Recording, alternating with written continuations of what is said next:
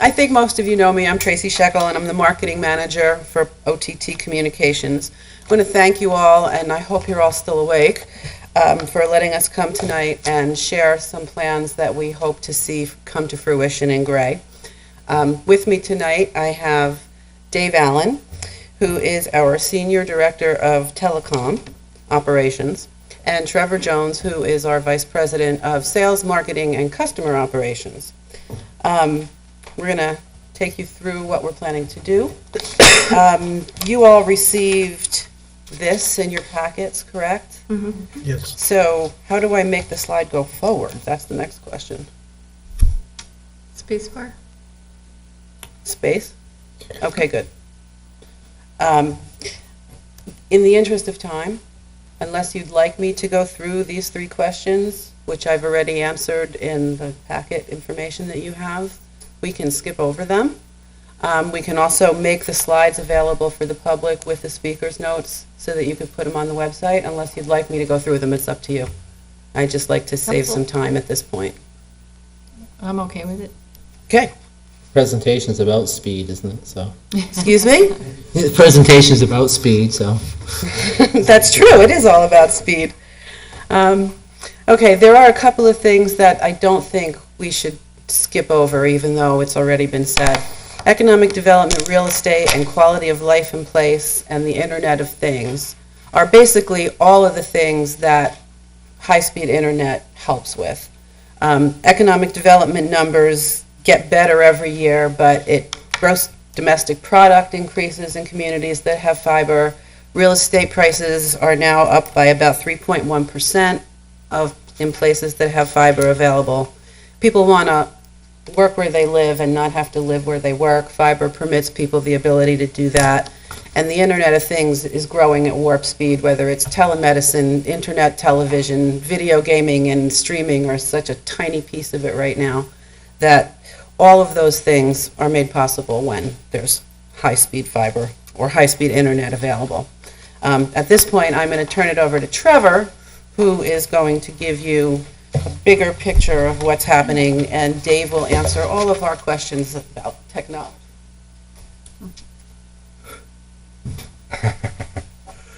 Okay, so I guess the first question we want to answer is, do we have fiber in Gray today? And the answer is yes, we do. We have a couple of areas today that are equipped for fiber to the premise. The first was done in early 2016. This is on Route 100. It really starts, right in the village center and goes down to South Grade by Patient Advocates. This is what we call transport fiber. We happen to have a lot of spare fiber count. We were able to reuse that fiber to deploy service to homes and businesses on that route. As you know, it's a very commercial zone, but there are some homes along the way. Bruns Brothers, Patient Advocates, and Sucroft Photography are just a few of the businesses that we're serving with that fiber path today. The other project we did last year, completed in the summer, is on the North Raymond Road from Dry Mills into the New Gloucester end of the North Shore Road and the Notched Pond subdivision. It connects, we did that in part with funding from a Connect Me Authority grant of $30,000, which was a 50% grant. That's for the orange section of the map that you see there, which is out toward Notched Pond and the North Shore Road. Additionally, there were another 52 homes that didn't meet the Connect Me definition of unserved, those primarily being on the North Raymond Road. We had to pass them to get out there, so we put in an extra $32K of funds to build fiber out there. So in total, this project serves 88 homes in that section of town.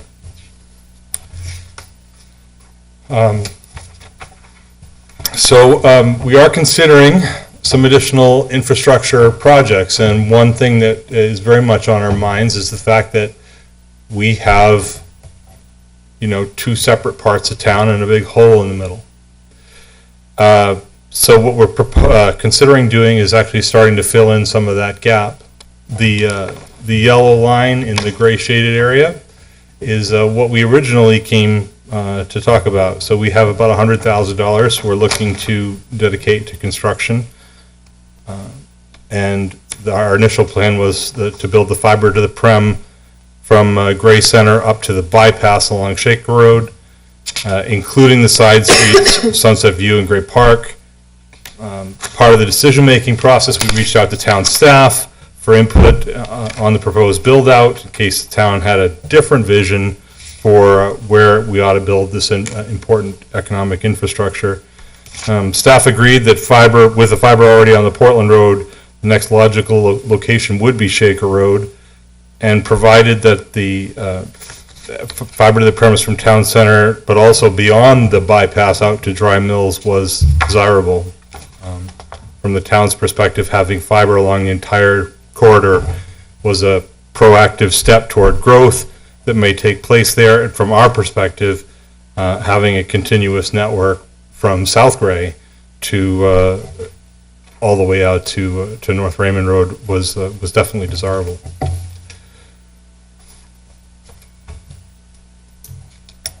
So our goal, really, as the incumbent communication provider in Gray, it's important for us to do the best we can to help the town realize the future goals of the community. In today's digital world, in most towns that equates to connectivity. There are several towns, including South Portland, Rockport, Islesboro, and others, who have worked with local provider to facilitate fiber to the prem and enhance municipal connectivity. It can be a win-win for everyone. The challenge we face is that we have a commitment under something called the Alternative Connect America model, which is a FCC program to serve unserved areas, again, by the federal definition of broadband. And that funding has got us spending almost all of our capital budget north of Bangor. So we have very, very limited funds to allocate to projects in southern Maine. This $100,000, I don't know how Dave came up with it, but he did. And so the question we have, right, as we go forward is, how are we going to be able to continue to build out in places like Gray? So from here, where do we go from here? There are several possible solutions. One is we can just go forward with the original project. Build from the village center to the bypass, and at some future date, should we have funding available, we can continue to Dry Mills. The gamble in this scenario, like I said, is we've got to get those ACAM commitments met. The funds have to go there first, and it's a question of what we can come up with, what we can scrape together. Another possibility is we could do some form of, and I almost hate to use the term, public-private partnership. The available capital, we can use our available capital dollars to build some portion of that stretch, which could be either, in the village or beyond the bypass out to Dry Mills. And the town, in turn, could potentially consider using some kind of community development block grant funding or TIF funds, which we do realize would most likely be available, if they're available, for the village section, right, of 26. So from the village center out to the bypass. So those are a couple of different scenarios that we could move forward with. In that scenario, we'd obviously devote our funds and our resources to building beyond the bypass out to Dry Mills for this year. With that in mind, there are a few things to consider as we move forward. First, what's the desire of the town? Do you want to move forward with some kind of public-private partnership to accelerate the construction of this infrastructure? There's no question that we want to build it. The real question is, how quickly can we build it in the current environment? Assuming you're interested, we have a few questions. Obviously, Our understanding is that portions of Shaker Road below the bypass are eligible for those grants, as I indicated before, those funds, as I indicated before. Is that correct, that the town might be interested in that? Given the time constraints for us, we have this $100,000, it's got to be used by the end of the year. Use it or lose it, right? So one way or another, it's kind of a time-sensitive issue for us. Where do we spend it and how do we spend it? We don't really want to build down from North Raymond Road towards the bypass and then leave that gap, from the village center to the bypass. We'd rather work in the other direction if we're not going to have any other source of funds. So given that time constraint, what's the time frame for some kind of decision? If not, is there a mechanism, whereby which, if you decide later, you could reimburse for that work that we'd already committed to inside the bypass, so that we could then turn that money around and build outside the bypass. So those are some of the scenarios that we're considering. And again, our goal here is, one way or another, we want to build infrastructure in Gray. The question is just one of how quickly can we get it done. And I want to thank you for hearing us out. And Dave has graciously agreed to be with us tonight to answer any questions you have of a technical nature, or just about the specifics of what we're planning to build. And obviously, Tracy and I can answer any questions you have too. Thank you. Questions? Councilors? Well, my first question is on the Route 100 fiber. So that is the only section of Route 100 that has fiber today, so that it doesn't head north. Yeah, the fiber was constructed. We have a remote cabinet, a pedestal cabinet in South Gray. So that, as I mentioned, the fiber was transport fiber. It was built specifically to serve that remote. But we overbuilt it, knowing that we might someday need to do fiber to the prem, and so we had the opportunity to reutilize that fiber, and we did. But yes, it just runs from the village center to the, effectively by patient advocates, right in that area. And again, the stretch on North Raymond Road, I think, it goes from the North Raymond Road remote out to Notched Pond.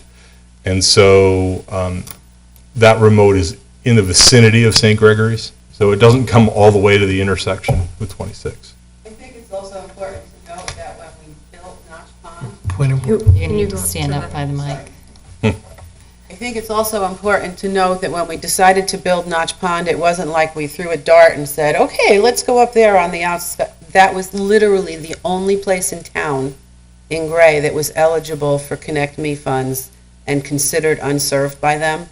So to get to it, like Trevor said, we started at that North Raymond remote, and so the people on North Raymond Road benefited, but that literally is the last piece of Gray that would have been eligible for any outside funding.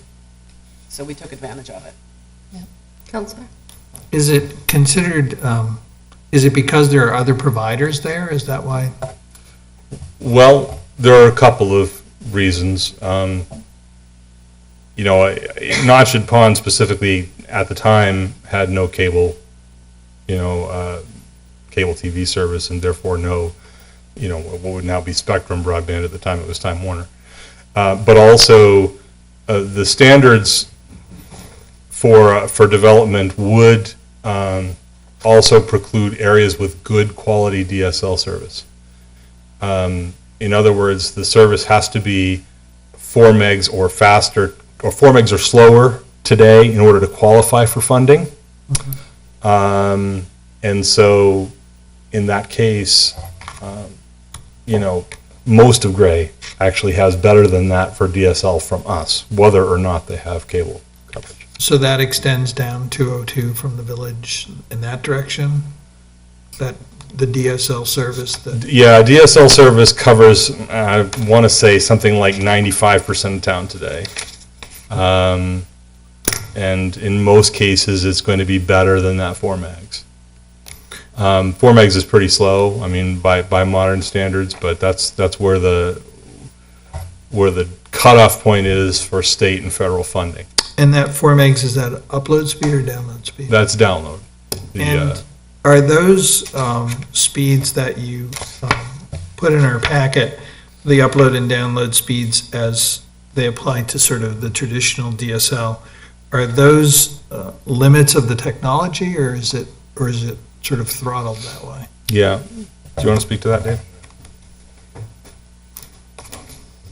So the further you get from the serving central office, the more the signal attenuates. Right. And you effectively have less bandwidth. But aren't there ways to extend that? You can add equipment. It's fairly expensive to do that on a per customer basis. And, I think strategically, over the long term,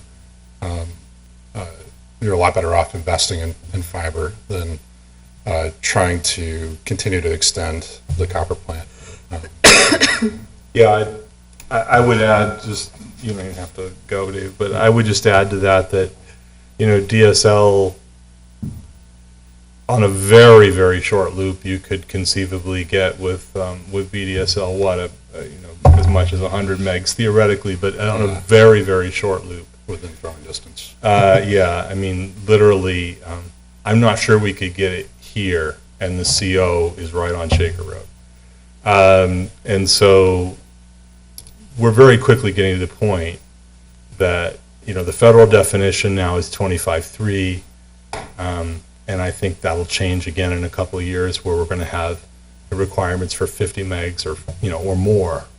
And, we're just not going to be able to get there with DSL. Mm-hmm. Thank you. Any other questions?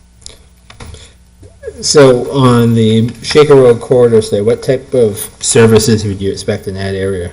What would be your clientele there? So we offer both business and residential service, obviously. The basic service we're offering today starts at, it's 25 over 25, so it's 25 meg symmetrical service is the bottom end service. We also have a 50 meg symmetrical service, so up and down, 100 meg and a 150 meg symmetrical service. There, on the residential side, all of those price points are less than $100, and I think they start at like 40.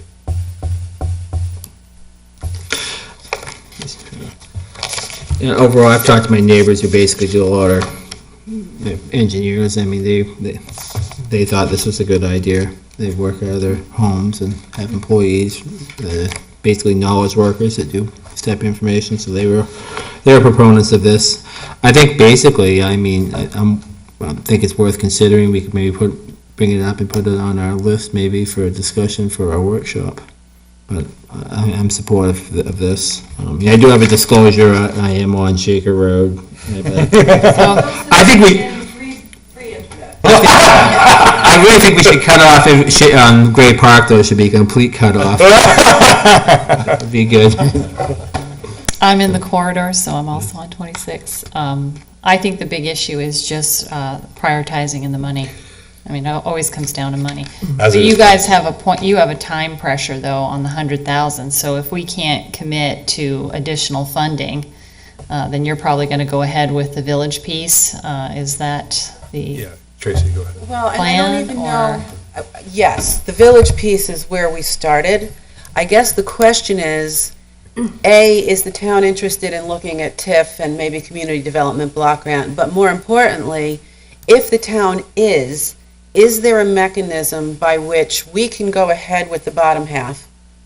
And then if everything falls into place and the planets align and community development block grant comes through and the TIF money comes through, can the town essentially, by some MOU that we write now, reimburse us for the lower portion of 26 that was eligible, so that we can take that reimbursed money and invest it in the top half as if it were ours? okay? I guess that's the bottom line, if you're interested, because he wants to spend the money. He has to. He has to. Can we, And it's either spend it here or spend it in Alabama. We don't want to do that. okay, speaking of money, can we go over the prices? Because I know you've outlined prices or costs on your Sure. sheet. So when you speak about the dollar amounts, for instance, on ours is the yellow portion, which is the section from the village center to the bypass. Estimated cost, $100,000. That is total cost, and that includes the $100,000 that you guys are getting for grant money, correct? No, that's going to be our investment. Okay. There's no grant money here. Yeah, go ahead, Dave, you want to take the... Sure, yeah, I could sort of break that down for you a little bit. You know, about 13,000 of that is electronics in our CO to light the fiber. About 65,000 of it is construction of the fiber plant itself. And then another 22,000 is about what we'd estimate it would cost to connect every premise along the route. Okay, and then, so as we move down, the 70,000, 127, that's it, in addition, I guess. Right. Here. But Here. if they were. 70, okay, Oh, so, yes, yeah. so what we did on the section from the bypass to Dry Mills is we broke it into two separate chunks. One being really just Trunk. the 26 corridor, right? And not doing any of the side streets. And the second being the side streets that were also on that corridor. And so that's why we're seeing two different numbers there. Is, just trying to break it into sort of a three-phase plan, if you will, depending upon what funds we have and the town was able to allocate and how all that works out. So it could be some combination of these things. Or indeed, we could do phase 1 and phase 2 and then a portion of phase 3, depending upon what goals we have. Okay, thank you. Any other council? I think we gotta go for a workshop and maybe get the town manager to talk about elaboration on what we could do. I mean, we could write an options contract, maybe, I don't know, but memorandum of understanding, I think, could be probably a thing we would start with, and then, but we have to kind of solidify where we're planning on going before we lay cable. That's Of course. And I guess one of the questions, first off, is there town council interest? And- I'm interested, yes. Yeah. Yeah, we should definitely discuss it. Okay, and then next, I guess you guys are looking at possible money, like how much money, whether it be for grants or whether it be from the town, how much? Canadian, Well, and I guess that's, we have this finite amount of money to build a finite distance, which is allocated from the center of town up to the bypass. I think when I broke this out into 3 pieces so that the north of the bypass was 2 separate, it was to kind of give the town some options, because when we first discussed this with the town, with town staff, it was like, well, if we went up to Dry Mills, that would have us ready for whatever growth happens up there, whether it be that drastic rezone or whatever, but we'll be ready for it. So if it's the town's desire to just make sure that 26 Shaker Road proper is lit, then we just look at phase 2 and it's $70,000. If the town feels like they want to do the side streets, then you look at the additional and that would be the chunk. But like Roy said, the rest of our money is going to get sent elsewhere because of this ACAM commitment. So you have $100,000 to spend and you have to spend it before somebody else takes it. Before the year goes away. Or the year goes away, right. Well, they know that. Yes. So when we met, we talked about a few options. The first one is the possibility of filing for a CDBG grant. And the CDBG grant would only be applicable in the immediate downtown area that meets that census, that qualifies for CDBG grant money. And that decision would need to be made in December, and then by January, the application would need to be filed with Cumberland, with GB Cog, good grief.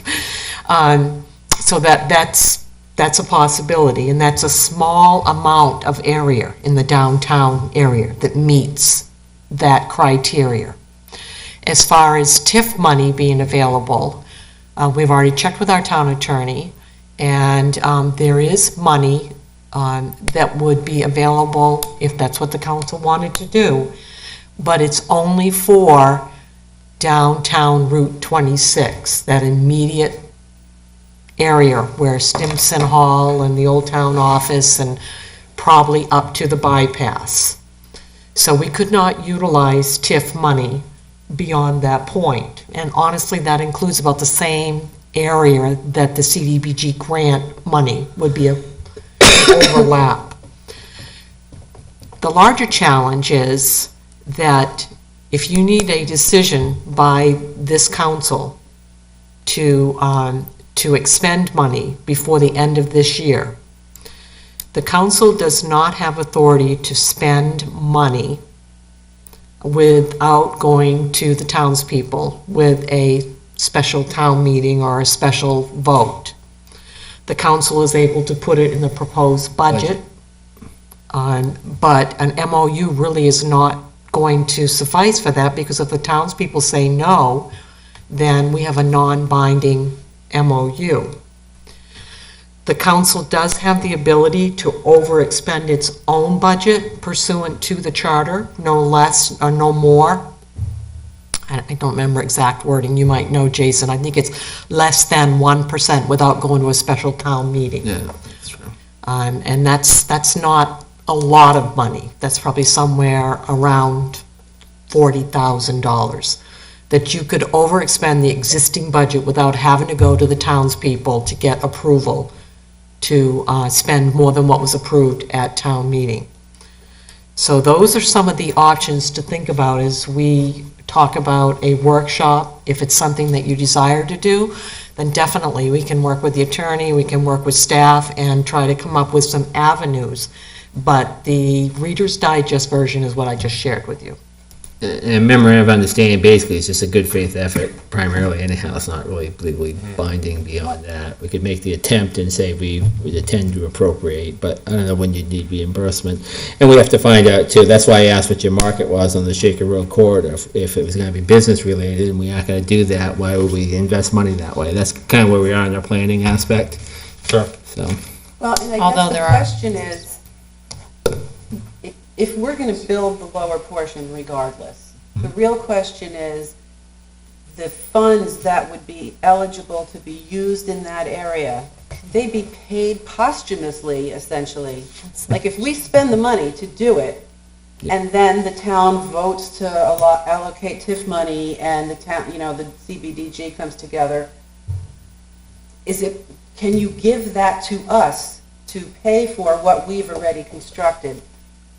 Would it, Under the provision that you would then reallocate those funds for additional Exactly. fiber. the transitive eligible Question is property. whether or And not no, you we're can do not- that. there's no risk for us. We're going Yeah. to build our $100,000 worth. Yeah. If there's a way to account for the money that way, then we could take what you give us whenever it comes through, if it comes through, and then continue building north. That's beyond the scope we're gonna be able to answer tonight. We'd have to get Yeah. legal on that in a big Right, way. well, that's, It does A sound, is gonna pay for B, then you're gonna have B. Exactly. No. it does sound like the timing is not gonna work out for, like, the grant, if it's not even, the application isn't even submitted to Right. January, and you've got to spend by the end of the year, so there's gonna be risk there, but like you said, you're gonna spend that money regardless. But it would be nice to know if we're gonna pursue that other, and we can pursue that other avenue. right. Okay. If that's something that the council wants to pursue, I'm happy to look into it. There's some challenges to overcome. Yeah, I think we gotta drop it, discuss it further at our workshop, so we can add that to the list and then see where we're gonna go directionally on that. I support it conceptually. I think it's what we're gonna do. We've committed to the village by the Cumberland Farms situation, so. And I will say that there are businesses already existing on the corridor that are fighting with I have a neighbor who's in a business and has trouble with his internet on a regular basis, so I'm sure there are other residents who, Yeah, maybe we can get, Like if we could get the, that'd help actually, if we could get the staff to do a count of businesses on that corridor that we could inventory, and then we could find out what the demand might be. That may be hard because you have a lot of people that work from home. Yeah, if they're town businesses, they should be registered, it's in their property taxes, BETs. We have some information we can provide. I'm Yeah, that'd be great. What you have for businesses listed. I don't know that what we have is any kind of better a- than their tax database, but. Yeah, We count about 280 premises along the route in total, and, we've got to count it. how many, if you had count of businesses on that area, that'd be Yeah. great. How many you have for a count, you have that? Yeah, I do, actually. Let's see, 12 businesses in the yellow route, and then 18 in the green. in the green. 18 in the green. And that's not Total. home-based. And it would not include your home-based business. Right. Do you have any home-based business data? We do not. We might be able to drill down into that. That'd I be can good. I can canvass the hood and see if there's any. Good. Councilor McGuire? How does this, if this work is done, how does that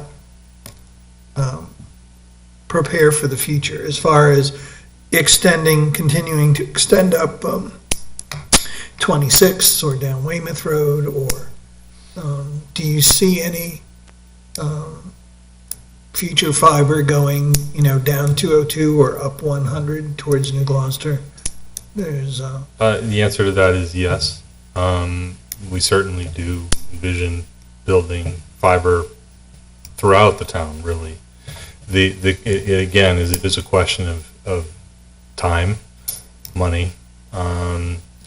We have, basically the way our budget looks for the next 9 years, we build ACAM first, and then we build anything else.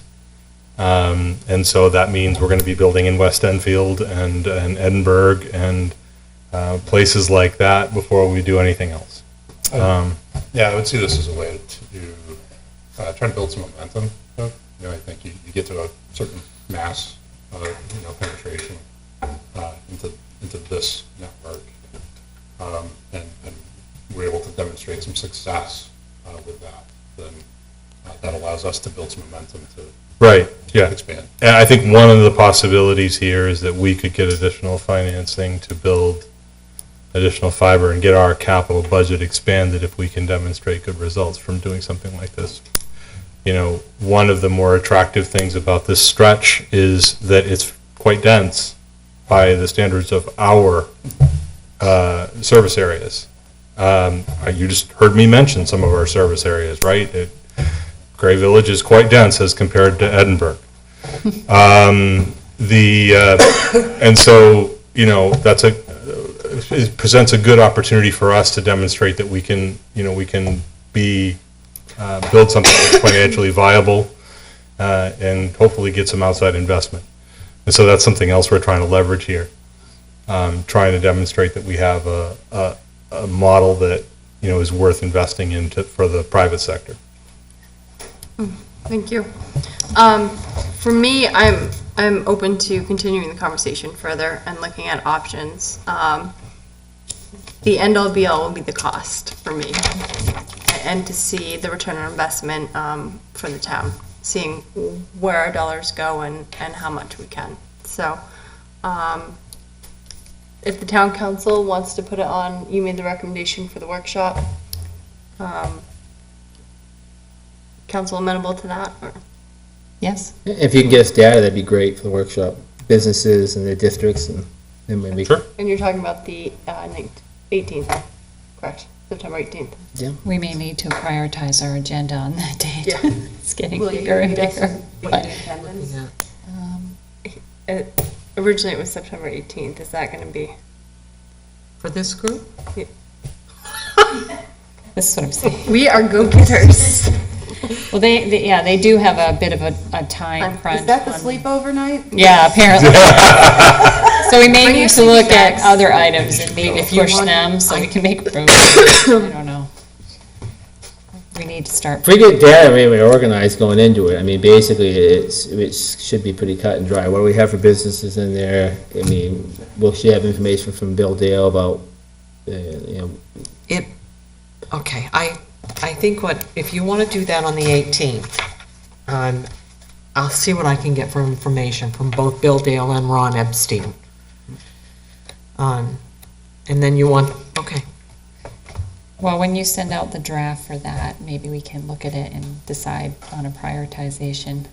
it may be For beneficial that and necessary workshop for them to be and- at that workshop as well, so. Right, so if we can prioritize it appropriately, then if items fall off, if they Right, get but pushed to the if next you, workshop. if you do this, all the other elements that we were looking at as far as goals and whatnot, I mean, there's only so much we can do in one night. That's right. No, I agree. So, But you guys kind of have a deadline of the end of the year. exactly, so- I get it. So, let me see what I can find out. Okay. We're tentatively going to schedule it for September 18th at the workshop. And again, did you want us here? Yes. Should we bring a big box of chow? Bring your camping gear. I got plenty of that. Maybe some. I'm a hiking scout gear. leader, I got plenty of it. Definitely the popcorn. You could do some Dutch oven dinner for them. Are there any further remarks? No. Okay. Thank you. See All right. Thank you. Thank you. Thank you.